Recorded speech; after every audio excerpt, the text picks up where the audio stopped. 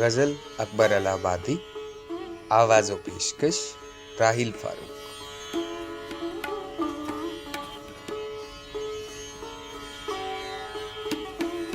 करूं क्या गम कि दुनिया से मिला क्या, किसी को क्या मिला दुनिया में था क्या।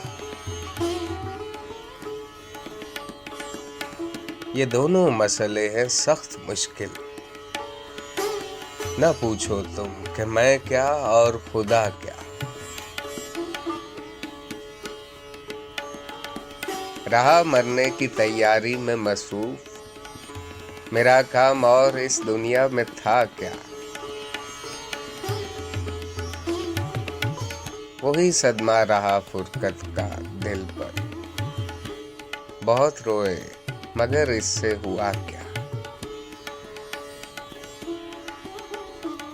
वहां कालू बला यहाँ बुत परस्ती, जरा सोचो कहा क्या था किया क्या। तुम्हारे हुक्म के ताबे हैं हम सब, तुम ही समझो बुरा क्या और भला क्या।